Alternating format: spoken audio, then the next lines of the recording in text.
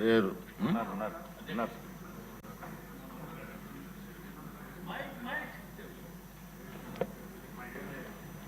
అధ్యక్ష,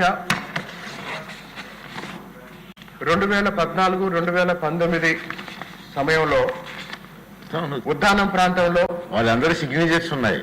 ఉద్దానం ప్రాంతంలో కిడ్నీ సమస్య గురించి స్థానిక నాయకులు, పార్టీలు, ప్రజా సంఘాలు ఆందోళన చేసిన నేపథ్యంలో పవన్ కళ్యాణ్ గారు ఆ ప్రాంతంలో పర్యటించిన తర్వాత ఉద్దానం కిడ్నీ సమస్య గురించి ప్రపంచం మొత్తానికి తెలిసింది అధ్యక్ష. కానీ రాష్ట్రానికి తెలియంది, ఈ దేశానికి, ఈ ప్రపంచానికి తెలియాల్సిన ఇంకొక అంశం ఏంటంటే రాజధానికి లేదా విజయవాడ నగరానికి 100 కిలోమీటర్ల దూరంలో ఉన్న తిరువూరు నియోజకవర్గంలో 4 మండలాల్లో 3 మండలాల్లో గంపలగూడెం మండలం, ఏకొండూరు మండలం, విసనపేట మండలం 3 మండలాల్లో దాదాపు 2,50,000 మంది ప్రజలు ఈరోజు కిడ్నీ వ్యాధిగ్రస్తుల లేదా కిడ్నీ సమస్యతో ఇబ్బందులు పడుతున్నారు అధ్యక్ష. గత 10 సంవత్సరాలుగా కేవలం ఏకొండూరు మండలంలో 270 మంది మరణించడం ఈ సమస్య ఎంత తీవ్రంగా ఉందో ప్రపంచానికి అర్థం చేసుకోవటానికి చెప్తున్నాను అధ్యక్ష.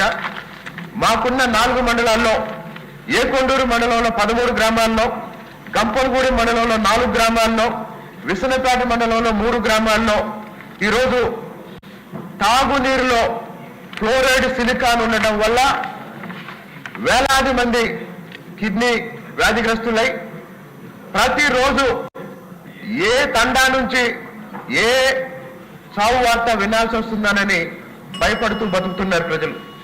ఈ నేపథ్యంలో మీ అందరి దృష్టికి తీసుకురావటం కోసం నేను ఒక 10 రోజుల క్రితం పవన్ కళ్యాణ్ గారిని కలిసి ఈ సమస్య గురించి చెప్పినప్పుడు వాస్తవానికి గత ఎన్నికల ప్రచారంలోనే పవన్ కళ్యాణ్ గారు ఈ సమస్య గురించి మాతో మాట్లాడి ఒకసారి ఏకొండూరులో కిడ్నీ వ్యాధిగ్రస్తులతో ఒక సమావేశం ఏర్పాటు చేస్తాను మాకు సమయం ఇచ్చారు అధ్యక్ష. కానీ అప్పుడున్న సమయాభావం వల్ల రాలేకపోయారు. 10 రోజుల క్రితం నేను పవన్ కళ్యాణ్ గారిని వ్యక్తిగతంగా కలిసినప్పుడు కూడా ఈ సమస్య మీద చాలా సానుకూలంగా స్పందించి పరిష్కారం కోసం కృషి చేస్తున్నామని చెప్పారు. చాలా సంతోషం అధ్యక్ష. ప్రస్తుతం 2024 లెక్కల ప్రకారం ఏకొండూరు మండలంలోనే 9 మంది డయాలసిస్ చేసుకుంటూ బతుకుతున్నారు. 15 మంది ప్రతిరోజు మందులు వాడుతూ బతుకుతున్నారు. దురదృష్టం ఏంటంటే డయాలసిస్ చేసుకున్న, మందులు వాడుతున్న 25 ఏళ్ళు, 30 ఏళ్ళు, 35 సంవత్సరాల వయసులోనే ఎంతో మంది యువకులు మరణించడం వల్ల ఆ కుటుంబాలు అనాథలైపోతున్నాయి అధ్యక్ష. ఈ నేపథ్యంలో ప్రభుత్వాన్ని ఈ సభ ద్వారా అడుగుతున్నది ఏంటంటే ప్రస్తుతం తిరువూరులో 50 మందికి డయాలసిస్ సెంటర్ ఉంది అధ్యక్ష. దాన్ని ఏకొండూరు మండల కేంద్రానికి షిఫ్ట్ చేసి అక్కడ ఇందాక పలాస గురించి మిత్రులు మాట్లాడుతున్నారు. పలాసలో ఉన్న డయాలసిస్ సెంటర్ 80 మందికి ఉంది. ఈరోజు మా తిరువూరులో ఉన్నది 50 మందికి. అంటే సమస్య ఎంత పెద్ద ఎత్తున ఉందో దయచేసి అర్థం చేసుకోండి అధ్యక్ష. అదేవిధంగా ఈ డయాలసిస్ పేషెంట్స్ కి ఇచ్చే 10,000 పెన్షన్ ని 15,000 రూపాయలకి పెంచాలని, మందులు వాడే వాళ్ళకి అసలు పెన్షన్ లేదు అధ్యక్ష. వాళ్ళకి దయచేసి 5,000 రూపాయలు ప్రతి నెల పెన్షన్ ఇవ్వాలని విజ్ఞప్తి చేస్తూ, దానితో పాటు తీవ్ర మంచినీటి ఇబ్బంది ఎదుర్కొంటున్న తిరువూరు పట్టణానికి వీలైనంత త్వరగా యుద్ధ ప్రాతిపదికన జల్ జీవన్ మిషన్ ద్వారా ఇంటింటికి మంచినీరిచ్చే పథకాన్ని పూర్తి చేయమని సంబంధిత మంత్రి గారిని మీ ద్వారా విజ్ఞప్తి చేస్తున్నాను. అదేవిధంగా గత ప్రభుత్వం పూర్తిగా నెగ్లెక్ట్ చేసినటువంటి తిరువూరు డివిజన్ కేంద్రంలో డివిజన్ స్థాయి కార్యాలయాలన్నీ అంటే ఆర్టీఓ ఆఫీస్ కానీ, డీసీపీ ఆఫీస్ కానీ, డివిజన్ కి సంబంధించిన అన్ని కార్యాలయాలు తిరువూరులో ఏర్పాటు చేయాలని మీ ద్వారా ప్రభుత్వానికి విజ్ఞప్తి చేస్తున్నారు అధ్యక్ష.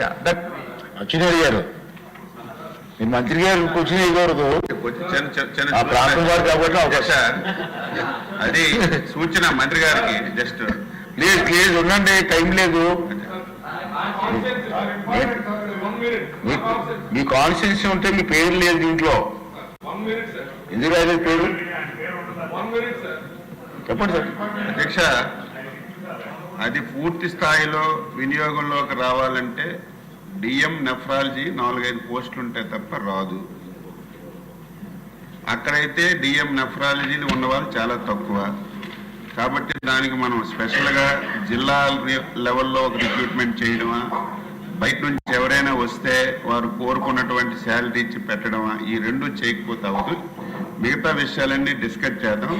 దయవుంచి మంత్రి గారికి ఒక సలహా, ఇమీడియట్గా ఈ సెషన్ అయిన తర్వాత తమరు ఒకసారి శ్రీకాకుళం జిల్లా వస్తే ఒక పూట ప్రిన్సిపల్ సెక్రటరీ గారు మిగతా ఆఫీసర్లు అందరూ వస్తే ఒక పూట మొత్తం మనం డిస్కస్ చేస్తే దీని మీద ఒక కాంప్రహెన్సివ్ రిపోర్ట్ తయారు చేసి ముఖ్యమంత్రి గారి దృష్టిలో పెట్టి అది మన వినియోగంలోకి తేవాలి.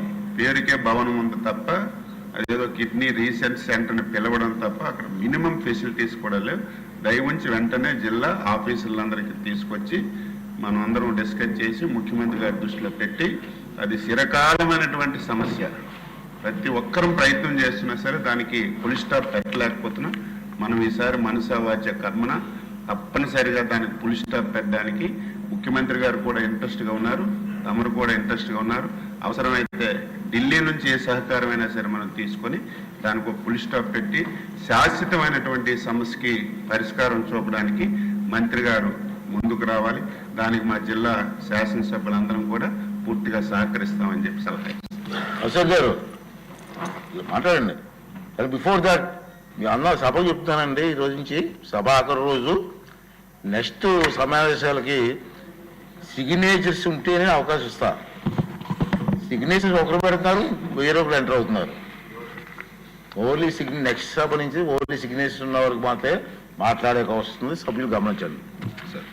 ధన్యవాదాలు అధ్యక్ష.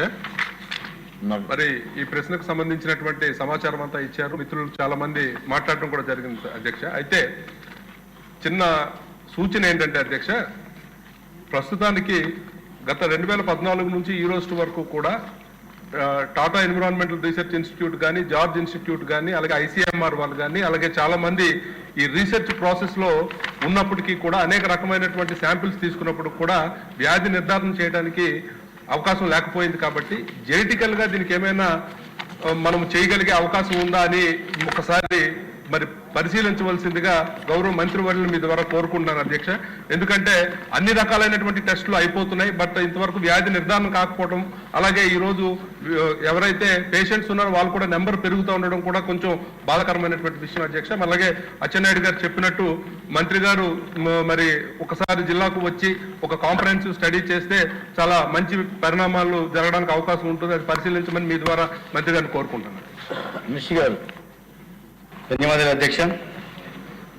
అధ్యక్ష, ఇది చాలా ఆందోళనకర విషయం, చాలా దీర్ఘకాలిక సమస్య. దశాబ్దాలుగా ఉద్దాన ప్రాంతంలో ప్రజలు ఈ కిడ్నీ వ్యాధితో ఇబ్బందులు పడుతున్నారు. అనేక మంది ప్రాణాలు పోయాయన్న విషయం కూడా మనం పత్రికల్లో నేను కూడా గతంలో చదువున్నాను అధ్యక్ష. ఇటువంటి సమస్య ఉన్న చోట ప్రభుత్వం గతంలో ఎన్డీఏ ప్రభుత్వం చంద్రబాబు నాయుడు గారి నాయకత్వంలో అప్పుడు జార్జియా ఇన్స్టిట్యూట్తో ఒక ఎంఓయూ చేసుకుని దీనికి పరిష్కారం కనుగొనడం కోసం నిర్ణయించడం జరిగింది అధ్యక్ష. అదేవిధంగా అక్కడ ఒక రీసెర్చ్ సెంటర్ని కూడా నిర్మాణం చేయాలని కూడా ఆలోచించడం జరిగింది అధ్యక్ష. అయితే తదనంతరం ప్రభుత్వం పోవడం, 5 సంవత్సరాల పాటు వీటి మీద ఏ మాత్రం శ్రద్ధ పెట్టకుండా గతంలో దాని మీద ప్రత్యేకంగా పవన్ కళ్యాణ్ గారు కూడా పోరాటం చేశారు అధ్యక్ష. ప్రజలు అంత ఇబ్బందులు పడుతున్నప్పటికీ, ప్రాణాలు గాల్లో కలిసిపోతున్నప్పటికీ నిర్దయగా ఒక ఇన్సెన్సిటివ్ ముఖ్యమంత్రి రాష్ట్రంలో పాలన సాగిస్తూ ఆ విషయాన్ని పట్టించుకోకుండా మొత్తానికి 2019 ప్రజల నుంచి తీవ్రమైన వ్యతిరేకత వస్తున్న నేపథ్యంలో 2019లో ఆయన ముఖ్యమంత్రి అయితే 2023 డిసెంబర్లో, అంటే దాదాపు 5 సంవత్సరాల తర్వాత భవన నిర్మాణం చేశారు అధ్యక్ష. ఆర్భాటంగా దాన్ని ప్రారంభించారు అధ్యక్ష. ఇక్కడ నేను చెప్పదలుచుకున్నది ఏంటంటే అధ్యక్ష, ఆర్భాటంగా ఒక ప్రారంభించేటప్పుడు ఇంత ప్రధానమైన సమస్య ఉంటున్న చోట ఈ రీసెర్చ్ సెంటర్ ప్రారంభిస్తున్నప్పుడు అక్కడ సరైన సిబ్బంది ఉందా లేదా, డాక్టర్స్ ఉన్నారా లేదా అని పరిగణలోకి తీసుకోవాలి అధ్యక్ష. ఇటీవల నేను మా గౌరవ సభ్యులు అనపర్తి శాసనసభ్యుల దగ్గర ఒక సిఎస్సిని ఏరియా హాస్పిటల్ చేసిన సందర్భంగా వారు భూమి పూజకు రమ్మంటే మొదటగా నేను చేసింది ఏంటంటే, భూమి పూజ చేస్తాం, భవన నిర్మాణం జరుగుతుంది కానీ దానికి కావాల్సిన సిబ్బంది కూడా ఉందా లేదా అని చూడడం జరిగింది అధ్యక్ష. ఉందన్న తర్వాతనే వెళ్ళి అక్కడ భూమి పూజ చేయడం జరిగింది అధ్యక్ష. కానీ గతంలో ముఖ్యమంత్రిగా ఉన్న జగన్మోహన్ రెడ్డి గారు ఆర్భాటంగా దాన్ని ప్రారంభించారు కానీ అక్కడ ప్రారంభించారు కానీ అక్కడ బోధనా సిబ్బంది గురించి ఆలోచించలేదు అధ్యక్ష. కనీసం నెఫ్రాలజీ అంటే మీకు కిడ్నీ సంబంధిత బాధలు అంటే నెఫ్రాలజిస్టులు ఉన్నారు అధ్యక్ష. 6 మంది నెఫ్రాలజిస్ట్ ఉండాల్సి వస్తే అక్కడ ఉంటున్నది కేవలం ఒకరు అధ్యక్ష. 5 ఖాళీలు ఉన్నాయి అధ్యక్ష. అదేవిధంగా యూరాలజీ అధ్యక్ష, అక్కడ 6 మంది యూరాలజిస్టులు ఉండాల్సి ఉంటే 4 ఖాళీలు ఉన్నాయి, కేవలం 2 మాత్రమే ఉన్నారు అధ్యక్ష. అనిస్టిషియన్స్ 8 మంది ఉండాల్సి వస్తే 6 మంది ఉన్నారు అధ్యక్ష.